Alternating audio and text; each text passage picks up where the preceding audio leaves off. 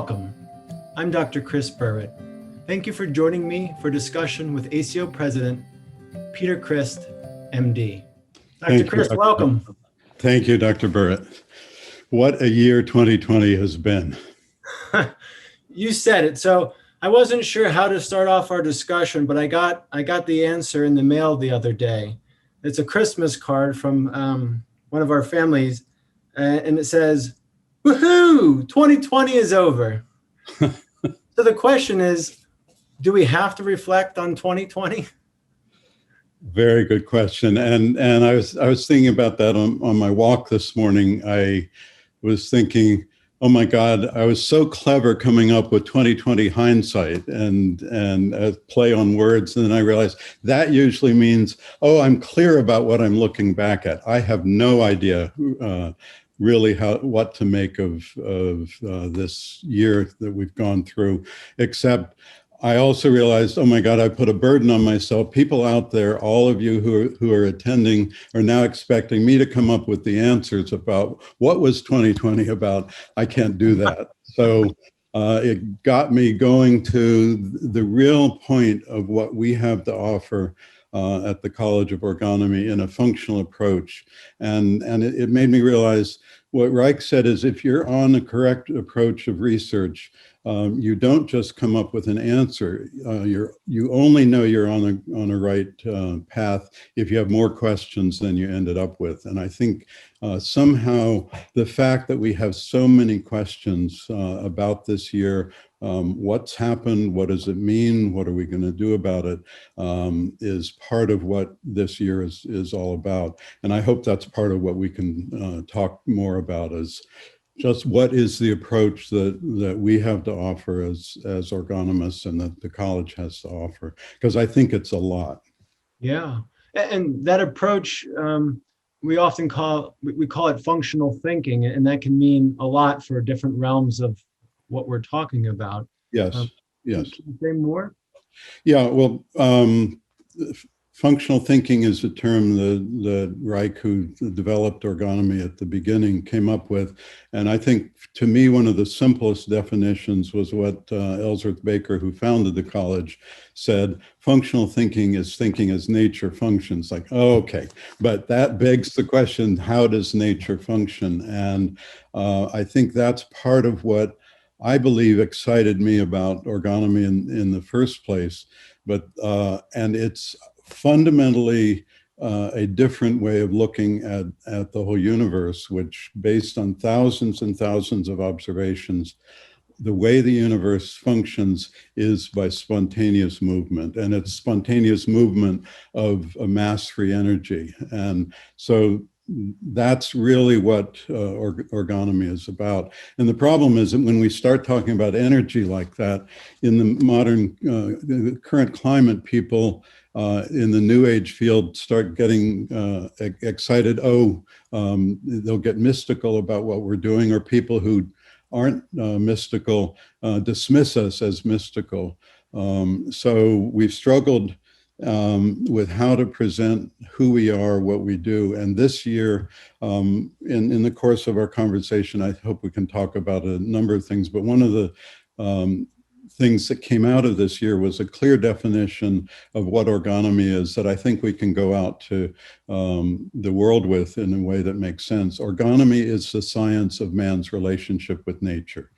And this year, we've also really focused, probably more than ever, on there are two branches of orgonomy: medical orgonomy, dealing with individual disease and health, and social orgonomy, dealing with the relationships between people and how people interact, and the organizations and customs and political entities surrounding that. So those are the two areas that are really the basis of the college's work. But I want to go back for a second and just look at this year, because that's part of what's been amazing this year, is how the college has responded to the pandemic and continued our work.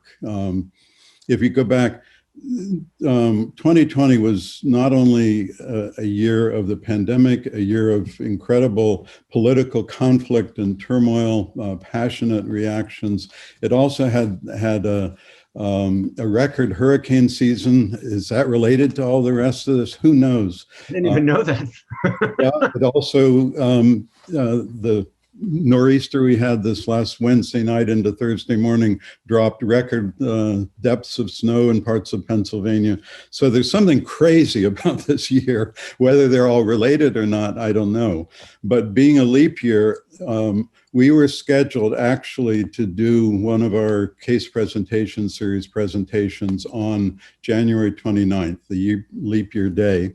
And the person who was to give that presentation, Dr. Folia, one of our Swiss colleagues, came to this country. He developed some flu-like symptoms and contacted several of us and said, I don't know, I don't think this is COVID. I don't think this is the coronavirus, but I just last week saw a patient from Lugano, not Lugano, what was the city in Italy that was a hot spot at that point. We said we better cancel it, so we canceled that event. But by the time of our April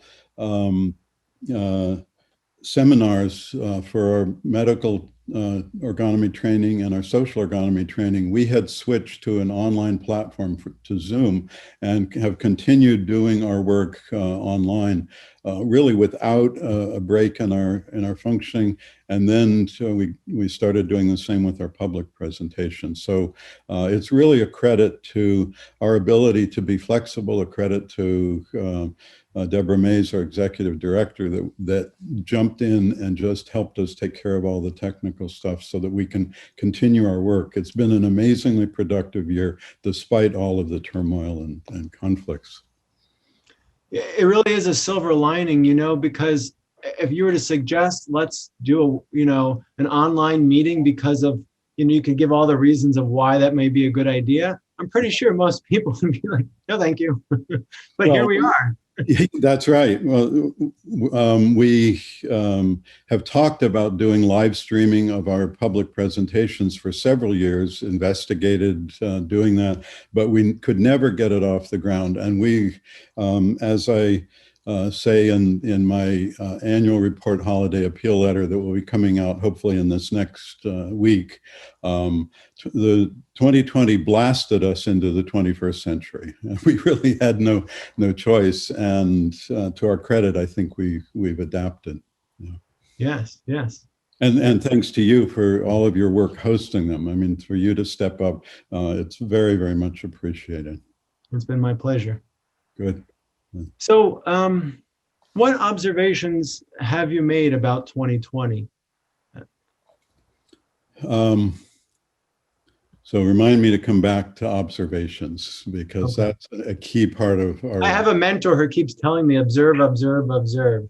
Yes, yeah. Well, that's...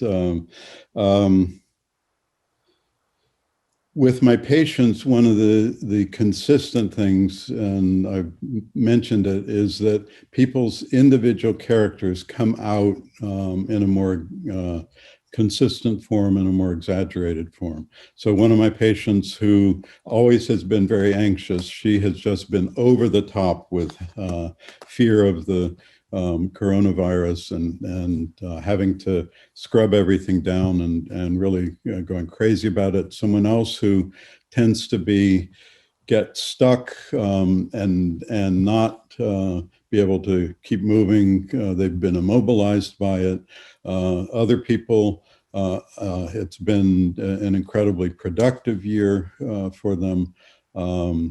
And because that's what they naturally do. They get to work. That's what they handle things by getting moving and being productive. So it's funny, just this morning I was watching CBS Sunday Morning. I happened to put it on, and there was a piece about Paul McCartney locked up in his own recording studio right near his property, and he's been more productive than ever. So there's many examples of that. My wife has written more poetry this year than she's ever written. And I've been the same thing, just active writing things, working on the work at the college too. I mean, there are many other observations. The other observation that I keep making is as things have gone on longer and longer, people are more and more restless. And I know that's true of me too. I tend to be a very patient person, but in the last month or so, I've just been impatient. I want to get on with things. And it just, I don't think you're the only one. I know I'm not the only one. I mean, that's what I'm saying, is that's what I've seen over and over with people. Yeah. And what do you see happening to people who aren't able to find some outlet for all this energy? Well, that's they either shut down and become depressed. I mean, that's one of the things that's different about how we as ergonomists understand depression compared to a more mechanistic approach, which is like depression is a thing that happens to people, and we understand it as it's a person's way of handling their emotions. So if somebody is terribly anxious, things are stirred up. If you contract and shut down, that will lessen the anxiety, but it also gets you stuck. So people, the other thing is that's a fundamental difference in terms of our understanding of anxiety. And with my patients, I found it very helpful to just over and over explain the way we understand anxiety is it's simply what we feel when an impulse does not yet have a satisfying outlet. And what makes that different is instead of saying you've got to control that feeling of anxiety, it's let's see if people can make contact with the underlying thing that needs expression and help them to express it.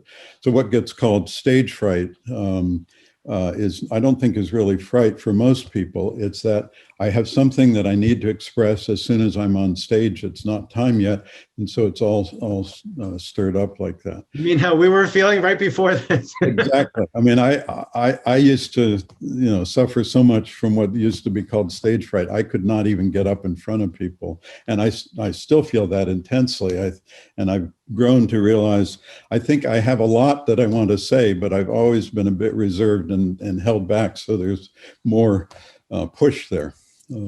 And to help people see, okay, anxiety doesn't mean there's something wrong with you or that there's something wrong. It may simply mean you do not yet have the outlet for it. So that's another fundamental thing that we're dealing with people in this situation. Our understanding in ergonomy is about energy stasis. The problems are about people getting stuck with their energy, not having healthy outlets for it. So years ago, I developed, I don't tend to give patients homework, but somewhere along the line, I developed this idea of a 3-part homework. And the 3 parts are every day, take at least one emotional risk. And by emotional risk, that means something in your heart you really want to do or need to do, but you're either afraid or anxious and you're holding back from doing. Go ahead and take the risk and do it. The second is to have physical exercise. And the third is to have fun. And I found for some people, ironically, that's the hardest one. But I realized that just sort of came to me from some things somebody mentioned, and I realized it fundamentally addresses all of the aspects of what our work as ergonomists is about, is helping people overcome emotional blocks, take emotional risk, helping them keep moving and have outlets for their energy, have physical exercise, and help them expand in general and have fun. And that's the part that I think has been harder and harder for many people. Yeah. You mentioned a few different examples when we first talked about the pandemic in the very beginning. How are your patients doing now? Do you have any highlights? Yeah, I mean, there are so many examples, but one of the things that comes to my mind that has just come up over and over in the last week particularly is people's reaction to the holidays. And many people, I think the holidays are hard for many people in general. And this year, I find it just heightened more than it's ever been, is the conflict for most people is it's supposed to be a joyous time. I don't feel joyous.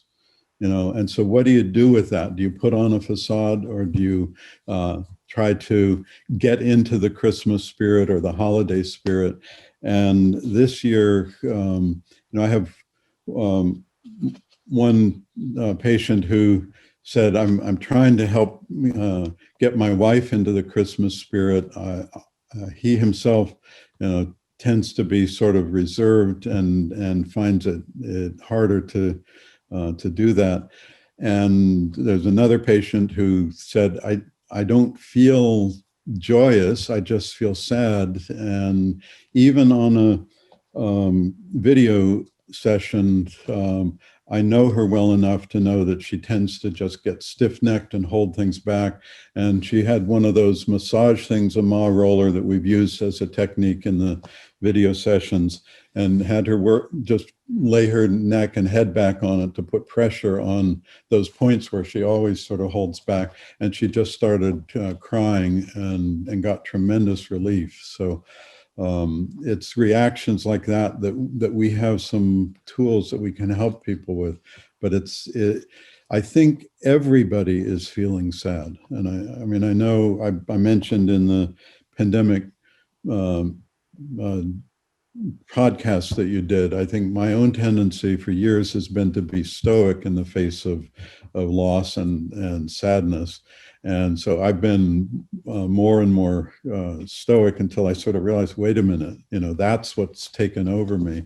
And it's been tremendously helpful if I've been able to let myself actually cry. I'll tell you, my own reaction is to get busy and to be active. Mm-hmm. But I can still remember, it may have been April, but I have two young daughters. One just turned 3 and one's 1.5. But I was going into a Wawa, and to see it was, maybe a 3-year-old wearing a little 3-year-old mask. Mm-hmm. That really hit my heart, because of thinking, I had this hope in the beginning that it's not going to affect my kids. We can kind of let things go by. But to see a little kid in the mask, and it just, this is really going to have an effect. Yeah, that's what it was for me. Yeah. No, I know that. I mean, that's what's been, I think, hitting one person after another, is that sense, God, I thought this was just going to be a couple of weeks or a month, and now we're approaching a year of changes in everybody's lifestyle. Yeah. The other thing I observed, and tell me what you've seen, in the very beginning, I think we've talked about this, maybe in that webinar, about there was more people out and about. If you're a morning walker, I would go for a run and I would see people, and there was this kind of coming together, at least in the, maybe first month or two. And now when I go for a run, people will cross the street, but not just to make some distance. I'm not running next to anybody too closely. They will cross the street, and it's been disorienting, and it gets me irritated, because come on, we're all still human beings. We can still, even if we have to take precautions for this virus, why do we have to be so separated, literally? Yeah. And I got down about it. Now I just yell as loud as I can across the street, "Good morning." Good. No, it's funny you mentioned that. I think I've seen some of that in my neighborhood, but for the most part, there actually I do a loop walk every morning, and for the most part, I see the same people, either going the other way on the loop or passing me on the same loop. And I haven't seen that big a change since the spring. So it's funny, some places, but what you're describing, I think, is what I've also seen, though, in other situations. People, in the face of the stasis, in the face of not having outlets for their energy, are tending to shut down more and more, just to try to handle it. Yeah. You've reminded me, though, of another thing when we talk about functional thinking, thinking as nature functions. That I have seen some people out on the walk, totally out in the country, wearing masks while they're either running or walking, and I think that's an example of what Wright called mechanomystical thinking. It's not functional because there's no reason to believe that the virus is going to get, you're going to pick up the virus when there's nobody else around outdoors. But there's this idea, if I wear a mask, that's the mechanical procedure, it will magically protect me. And I see people driving down the road alone in the car wearing masks. So there's so many examples of that kind of tendency for people, instead of just looking at how do things actually function, getting stuck on a rule or a mechanical approach to it. And so often that also turns moralistic. I remember people talking with contempt early on about people who wore masks, and now people talking with contempt about people don't wear masks, and that moralistic tendency that how I see it, the other person is wrong. It's part of what all of this has brought out too. Yeah, I've seen it officially, from like government people say something along the lines of, if you're not doing this, whatever this may mean, for that state or that county, then you don't care about people. Like, yeah, yeah.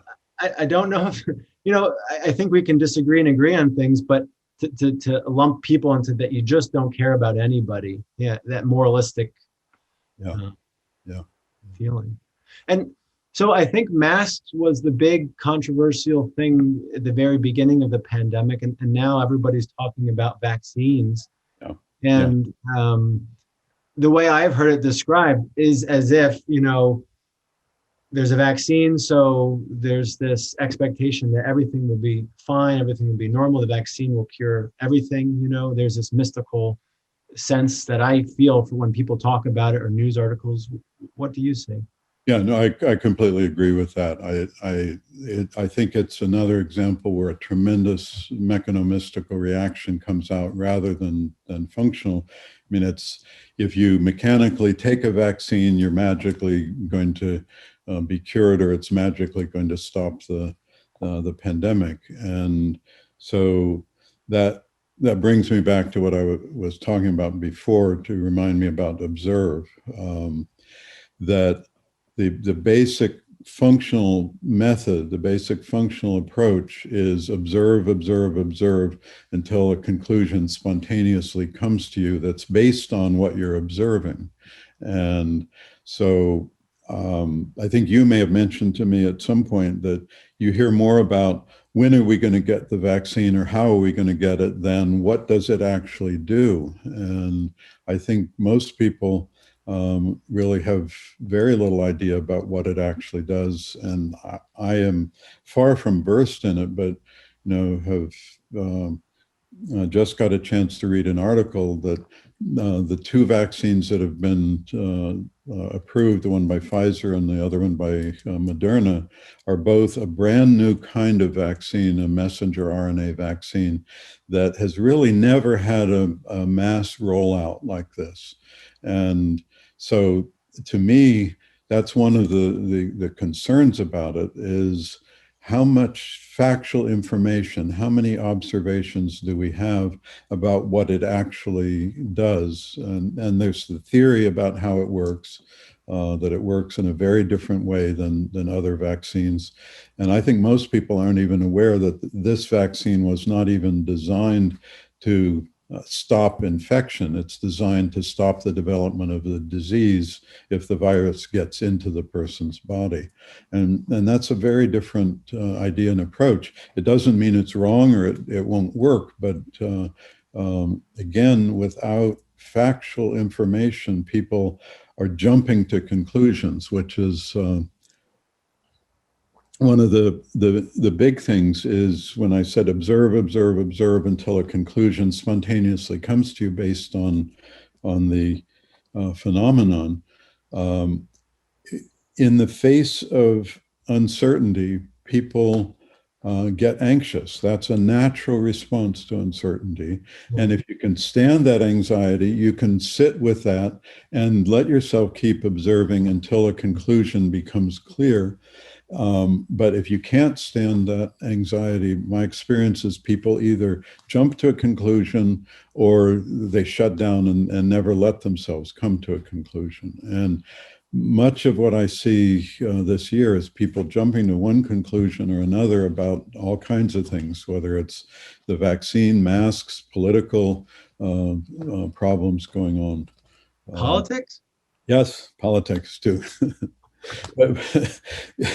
And I don't know how much we're going to dare touch on politics. I mean, Dr. Baker in Man in the Trap, when he wrote the chapter on the sociopolitical character types, said, sex, religion, and politics are the sacred cows. He said sex, and this was in 1968, he wrote the 67. Sex is sort of passé, religion has gone out the window, but he said politics is where people are still all stirred up. And he said, I expect people to have outrages at me for trying to identify clinically and objectively political and social political tendencies. And we still see that. Not still, we see that more than ever, I think. Yeah. What to say about that? Yeah, I know. I said maybe I have a few things to say. I don't want to claim that I have answers, but the answer, I believe, to one of our problems is to work on what I keep emphasizing with people in our group. We talked about it for years in our lab courses, in our clinical seminars, is differentiating observations from conclusions. And if you don't do that, you're going to be jumping to a conclusion, or you don't even know you've made a conclusion rather than an observation. And it's, it's so easy to do. I mean, in one of our lab courses, one of the classic examples that I always remember is one of the participants, when we're out on the lawn making observations, said, well, I observed that robin go into its nest in the bush. And I said, did you see the nest? Well, no. Well, how did you conclude that it was going to a nest? Well, it moved like I assumed there was a nest. I said, okay, so that's why it's so important to differentiate. You observed a bird going into a bush. Yeah. You then concluded there was a nest. And we can't help conclude. I mean, people have even said we're hardwired that way, but I think it's true. I love that process that I've learned from orgonomy of just taking the time to observe till a conclusion comes to you. But that means in many situations, I'm left stuck observing when I needed to make a conclusion. Like it took my wife and a friend of mine early in the pandemic to say, wait a minute, you may be putting yourself at risk sitting that close with patients. And I thought, I'm just stoically going ahead with my usual routine. And it sort of woke me up of, at that point I was differentiating there are ostriches and chicken littles running around. Again, it's not a point of being moralistic, observations are good, conclusions are bad, but at least know what you're doing and when. I'll say, in thinking about that, whether we're talking about politics or coronavirus and the vaccine, I feel like I'm being fed conclusions. And sometimes it's because I think a lot of us use like a news source. There's like Google News or Bing News, and it gives you a list of headlines. And the conclusion's right there. I don't need to read an article. There's the answer, Yes. Well, who has said people tend not to think for themselves? And that's part of what I think our hope has to be, people looking and thinking for themselves. That's an interesting thought.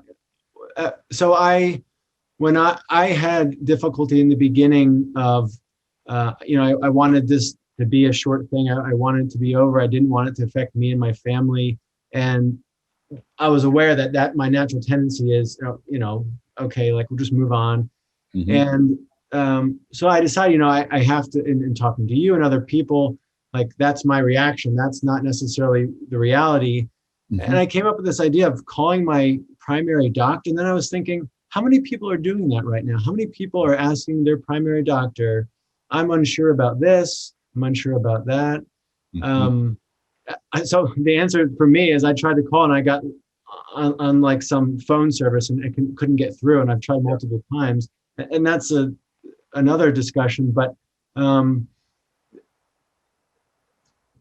people aren't talking to trusted physicians. Maybe there's something I can't get that out of my mind. That the fact that there's a medical problem that's in the world, that's in the United States, and people are being looking to the news for their answer. Yeah. Do you have any thoughts on that? Yeah, I do, but I'm not quite sure how to adequately address it in the little time we have. I mean, one of I really think it comes back to how hard it is to get factual information. So if you call your trusted authority, you're also getting a doctor's opinion, and that is not infallible either. So again, I think the bottom line with all of this is anything we can do to help people look rather than just blindly jumping to conclusion or blindly going along with an authority or blindly going along with a party line, whether it's literally political party line or party line of their business or whatever. I think there's a terrible difficulty people have in just looking at reality. And the problem is sometimes, especially with what we're dealing with this year, reality is painful. And I think that's a key part of I have many patients who say, I don't like what I see. And I, again, the bottom line is to stand what we see and be able to express what comes up when we see it.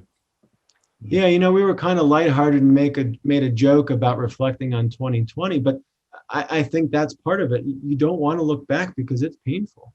Yes, you don't want to look back because it's painful, but part of what makes it doubly painful is it's not yet clear what the future is going to bring.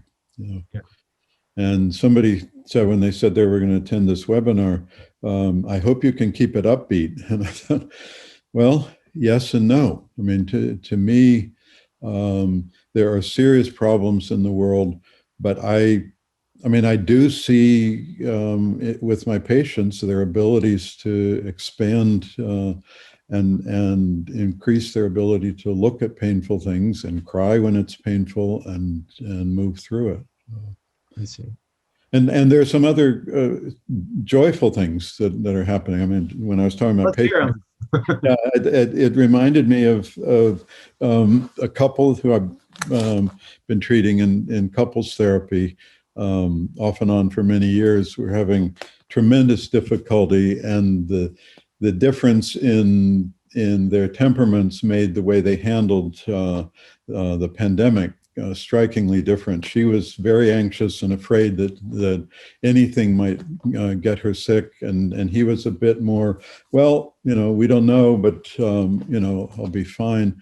And so she got pregnant, and they had a baby boy just before Thanksgiving, and somehow that really pulled them together, that despite their different temperaments and how they might handle this, they have absolutely total agreement on, we want to do what's best for our baby. And the father told me last week, he said, I'm actually glad there are the restrictions, because when we were in the hospital, it was just me and my wife and our baby boy. And if we had had family coming in and wanting to hold the baby, he said it was enough just to deal with that. He said, thank goodness we didn't have to deal with all the chaos of trying to decide who should hold the baby when, and the baby's very sensitive and it gets upset easily being passed from one person to another.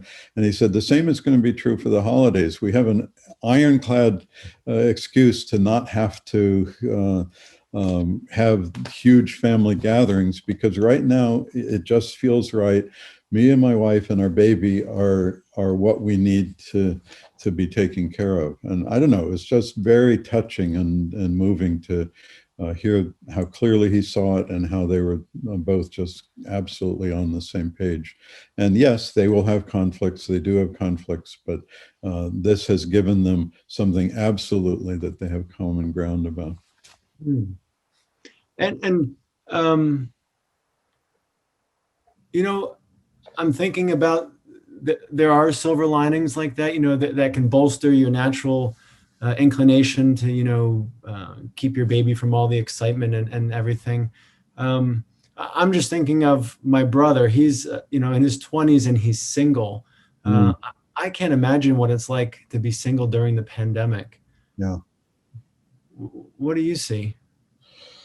Um, it's interesting.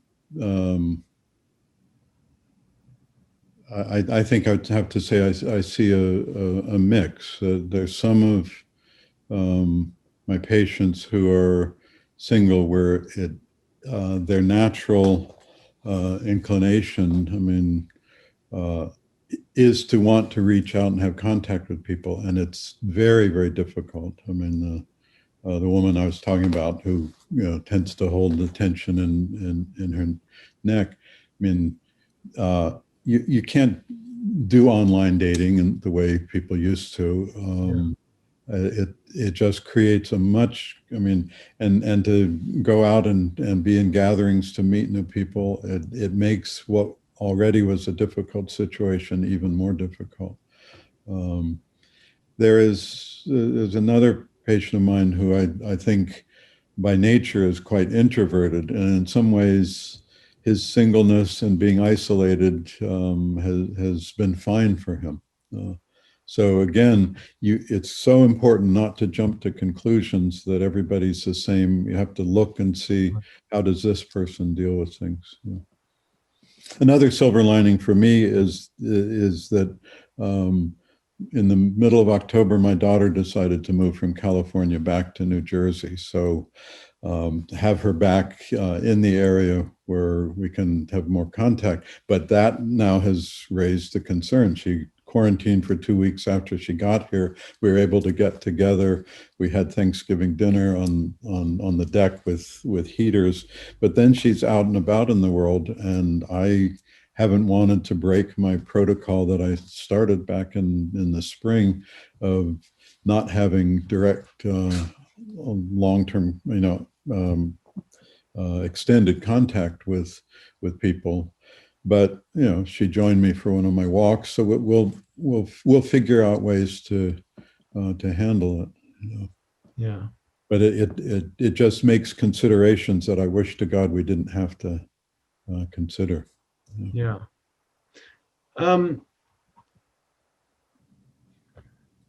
That's making me think of my grandmother actually right now in her 80s is in the hospital.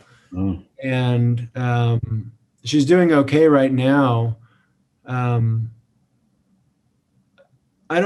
guess I don't know what the question is exactly, but it just makes me think of the awful decisions people have to make about how to handle it. Do you visit a loved one in the hospital? Are you allowed to? And there's so much craziness going on right now. But what stands out in my mind is, with everything that's going on and talking about different treatments, as far as I understand it, most doctors are telling patients who are at home who are positive for coronavirus that there's essentially no treatment, until you're in the hospital. And I was just trying to make sense of what that means. There was a big thing, political, when Trump mentioned hydroxychloroquine, and that became this political thing that I've never, I don't think, seen in medicine before, where there were organizations saying not to do something or to do something. Yeah. And it just, and I was trying to make sense of it. We talk about authoritarian and anti-authoritarian, and how do I make sense of just the fact that medical treatments are becoming polarized, that it doesn't make sense.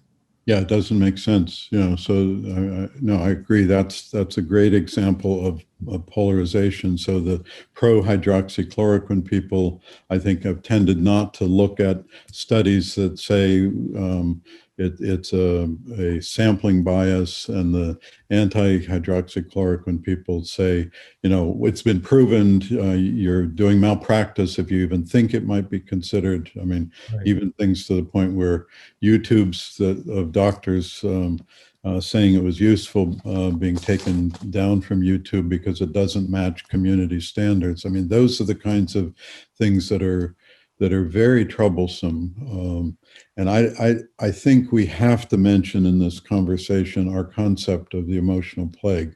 And the emotional plague is that tendency of destructiveness in a human being infecting someone else out of not being able to tolerate the spontaneous movement in someone else. And so where there's a stasis of energy, where there's conflict, that tendency of people who can't tolerate spontaneous movement or can't tolerate spontaneous thought are going to come in.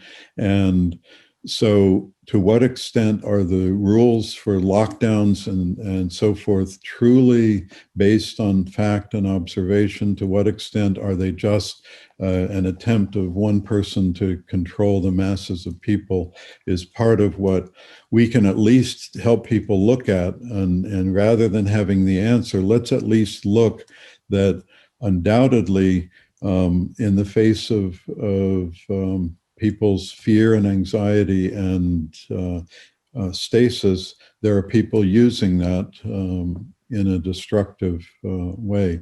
But to get into one side is, the conservative side is the emotional plague, or the liberal side is the emotional plague. I mean, I hear that, conservative friends saying, the Democrats are evil, and liberal friends saying, the Republicans are evil. And I sort of stopped and said, wait a minute, this is an emotional medical disorder that the college has published a lot of material on what the emotional plague is, that it's not about politics. It's about the inability of people to tolerate spontaneous movement and having to control something outside themselves to manage that. And until that gets recognized better, people are going to be fighting over who's right and who's wrong. Why can't we get together, and the liberals, who are far more astute at picking up the emotional plague in the right, and the conservatives, who are far more astute at picking up the emotional plague on the left, say, let's get together and say, let's deal with this destructiveness in human beings instead of fighting each other over who's the worst evil. What comes to mind when I think of antagonism between liberals and conservatives, I think of any relationship where one person's a conservative leaning person and the other person's a liberal leaning person. Yes. So when you hear this like name calling that, you're a Nazi or you're this, like, what about your wife or your husband? Come on, people. Yes. Yes. It's as if you're talking about these other people, and not your neighbors and your family members. And I know it's caused a lot of strife in families too, but sometimes the blindness of what they're saying, of what people say, and literally, the person they share a bed with is remarkable. Yes. Yeah, I know it is. And I'm speaking from personal experience. I grew up in a family where my parents were liberal. I was the only one in my junior class, American history class, willing to take the side of debating for Johnson, because everybody in my class was for Goldwater in 1964. And then going away to college and reading some things that opened my eyes that maybe there's something to the conservative viewpoint, and looking at that.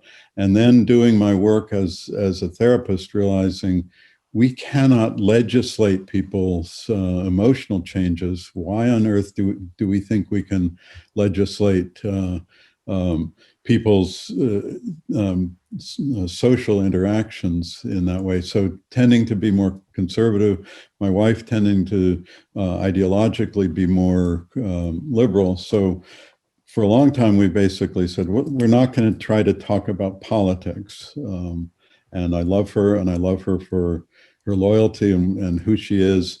But the politics often becomes a distraction from other conflicts where we might have, that if we deal with those, it takes care of it. But she also, I like to tease her a bit and say, I think characterologically you're actually more conservative than I am. I'm more liberal characterologically than you, even though the ideology may be different. And that's a whole other story about people who can have one character but take a different ideology. Maybe this is the perfect time to say a little bit about what the ACO is doing. Okay, good. I mentioned at the beginning that we had kept on track, our training program, in both social orgonomy and medical orgonomy are going gangbusters. And we're continuing our case presentations in this online format. And we've continued doing a sociopolitical discussion group that came up after the 2016 election and everybody being stirred up about that as a place to try to look more functionally at politics. And one of the things we've discovered is just how hard that is to do. The other thing is you have been hosting the podcasts and you've inspired us continuing with that. So that's a major part of what we're doing. And as I said, continuing our public presentations, Dr. Rosen has continued to organize those case presentations to present medical orgone therapy. And we've started a new social orgonomy readings course that Dr. Chaska has organized. So this year has been a year of doing a tremendous amount. And we're trying to put together an overall outreach program, if you want to call it. We're engaging with a local marketing and design firm to help us see how to present ourselves better and more clearly. So this past year has been about adjusting to a new way of doing things, and we will never go back to just in-person presentations. If I have anything to say about it, I want us, if we do things in person, I want us to also live stream them, because I'm assuming many of the people listening today are other people that have joined us for other webinars from the West Coast, from all over this country, and many of our European people and supporters. So that's what we will continue to do. So there are a few questions, but before we get to the questions, I have a question. We talk about intention versus effect, of any intervention, whether that means as a doctor or in the politics in society. I'm clear on, for instance, the effect, or looking for the effect of an intervention as a doctor with one of my patients. It's simpler for me to do. And as an aside, I'll say I got so excited about this concept. It was so eye-opening for me when you taught me this. That I was telling my wife about it, and I said, it's not about what your intention is, it's about the effect. What effect are you having? And then, of course, like later that day, I said something rash or wasn't thinking about what I was saying. And she looks at me, because she's much quicker at learning than I am, and said, is that the effect you're trying to have? Yeah, no, I know. I mean, that basic principle is it's essential for a functional understanding. Again, it's instead of mechanically doing something based on a mystical intention and expecting a mystical result of, oh, my intentions are good, therefore it'll be good. It's, no, let me observe and see what actually is the reality of what I have done and the effect. And again, it takes it out of moralism. It's you can have the best of intentions and see that, oh, that's not the effect I wanted to have, so let me change what I'm doing. I mean, it's funny what you just described with the company that I consult with in New Zealand. One of the guys there, I taught them that principle a couple of years ago, and he came back to me and he said, I used that thing you used. My 14-year-old daughter was talking to his mother, my wife, in a terrible way. And I stopped her and I said, are you having the effect you want to have? And she suddenly said, no. And she went back and started talking in a much more decent, nice way to her mother. So it has terribly practical implications. So. Yeah. So my question was, in those kind of one-on-one or small group interactions, it's much clearer for me to be able to make those kinds of observations. But when we talk about a pandemic or politics, it's very difficult for me to know, whether it's someone I like in politics or dislike in politics. I'm not always clear what the effect of whatever intervention, like we mentioned, of lockdown or not. Yep. Do you have any suggestions for how to look at that? I think the same thing is just keep looking and observing. The problem, and I've said it. So in terms of interpersonal things, or in terms of working in the laboratory as a researcher, observe until a conclusion comes to you.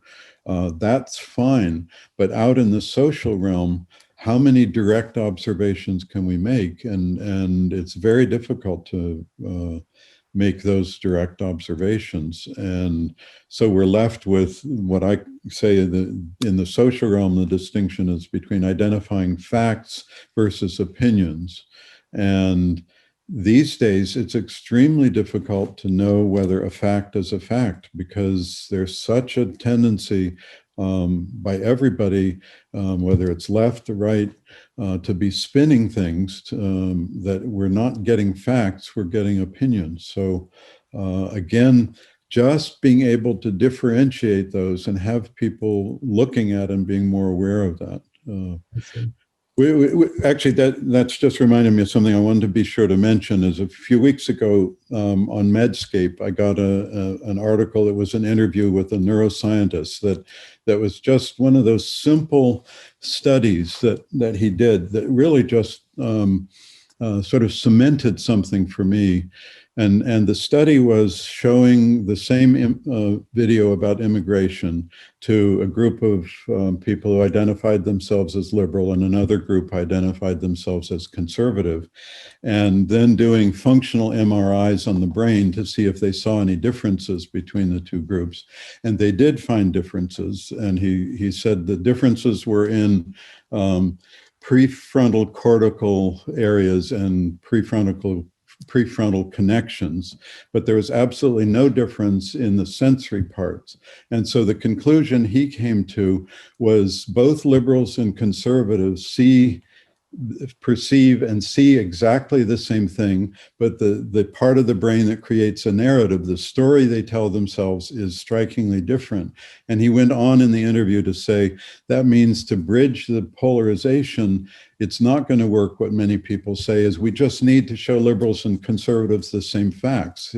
He said that won't make any difference. They will take those same facts and interpret them in their own characteristic way. And it just underscored for me that principle that we've been talking about is the one that we need to emphasize, that the world absolutely needs, that I want every one of our presentations somewhere to either show it or imply it, that you cannot possibly bridge that gap until people can stay with their observations and not come to a conclusion prematurely. That every one of those political conclusions that the liberals and conservatives made from that same video were a premature conclusion, clearly not based on what was in the video, but on their idea that they were already set on. So that's a form of what we would call an ocular block, and a difficulty in just looking. So anything we can do to help people look, and especially that simple thing of, do you know whether you've just made a conclusion or you're describing an observation? I think it's revolutionary, and it's been implied in what the college has been doing in Reich's work for forever. But somehow this year it just crystallized for me. That's something we can contribute to the world. It's so simple, but it's so big. Yeah, I think so. I mean, it has implications everywhere. I mean, now I look at headlines, I mean, in our last sociopolitical discussion group, one of the things I pulled up a headline from the New York Times and said, which part of this is fact, which part is opinion? And it was clear some of the headline was fact, some was opinion. Hmm. Yeah. And so for our next session of that, I'm going to encourage people to come up with headlines from both a liberal leaning publication and a conservative leaning, so we can see that everybody is spinning things instead of looking. Yeah. Wow. No, that's amazing. Let's look at some questions from the Sure. audience. Oh, here's a good one. Someone asked about seasonal flu, and this stood out to me too. My feeling when I read articles about how the winter was going to be horrible because there was going to be the double coronavirus flu season didn't really make sense to me. But what do you make of it? Again, I wish I had more time to read all kinds of things, but I heard a report about an article that said during the winter flu season in the Southern Hemisphere this year, the flu was much less prevalent than it's ever been. And their conclusion, and again, whether that's an accurate conclusion, but their conclusion was all the precautions done to protect against the coronavirus are exactly the ones that will reduce the spread of flu. So it makes sense that if you do those precautions, you will reduce both. And so again, it was mechanical thinking of, oh, flu is a danger, coronavirus is a danger. They're going to add up like 1 and 1 equals 2, when in fact, this is a situation where 1 and 1 may equal 1.5. Right. Yeah. No, that was my sense of it too. So 2 people asked about the study you mentioned about the functional MRI. Maybe you don't know the name of it off the top of your head, do you? No, I don't. Maybe we can save their names and send it. Yeah. Maybe, save their names and we'll, I can, I mean, I have the link on my computer. I can easily send it to Deborah to send out to people.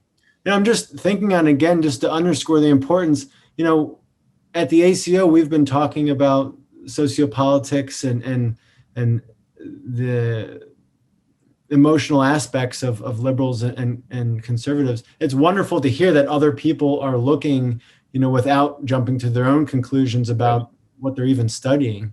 Yeah, no, that's a good point. I have not even mentioned that when I've talked about that study, but I felt exactly the same way. That's encouraging. Other people are trying to look objectively at the sociopolitical polarization and what to do about it. Yeah. And that makes me think, I was just listening to, I think it was the Wall Street Journal, but they were talking about social trust and distrust. And it was entirely focused on politics and economics, as if there was no individual man, with an emotional apparatus and feel it. Like it was just, the only way you could look at something is through an economic lens or through politics, and completely ignoring what, the deeper aspects of an individual person. Actually, I do want to say something, and it's, it would be a subject for extended discussion, but, there are some people who are saying that where we are politically is we're in a war.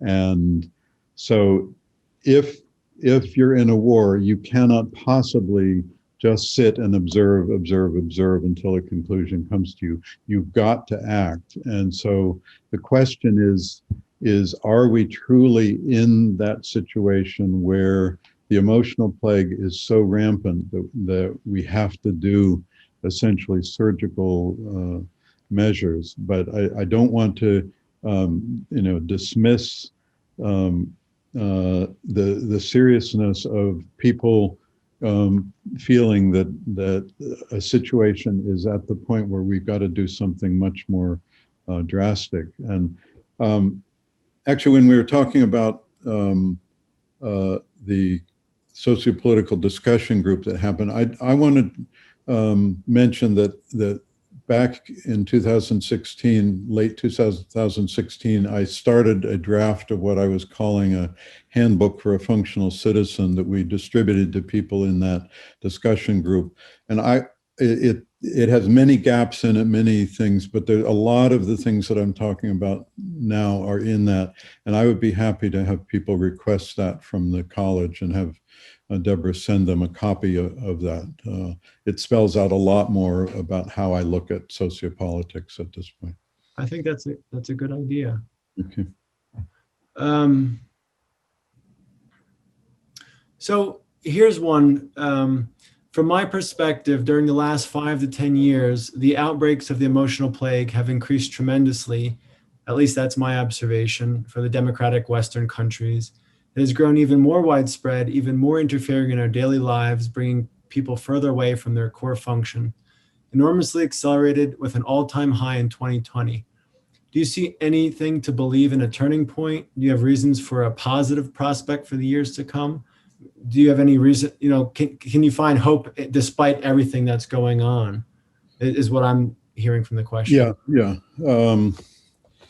I always find hope, and I don't know why. I think I do partly know why. It's part of my nature is that I have a deep feeling about the resilience of human beings, and that health is always more powerful than sickness. Even in the moment when sickness may take over, health always plays out.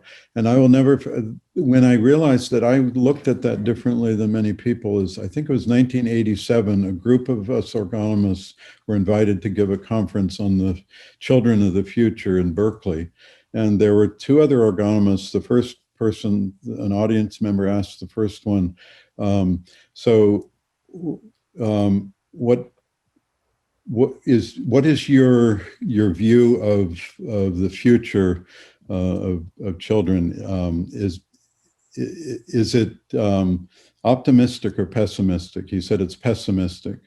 And the second person was asked the same, and he said, I'm reasonably pessimistic. And I said, I'm unreasonably optimistic. I cannot give you a reason why I am, but I am, that somehow life keeps going on. Yeah. And yes, there have been terrible outbreaks. I mean, there's an article by Dr. Konya in the Journal of Orgonomy from a number of years ago, Cancer and Communism, that I think was reprinted recently. And basically, he's making a functional equivalence between cancer and the communist form of the emotional plague. And there is something about the fall of the Iron Curtain that instead of the cancer being isolated in more in one country, it's now spread out and metastasized around the world. And that kind of image, I think, is valuable for us to be aware of, is there are many more little outbreaks and pockets of the emotional plague taking over.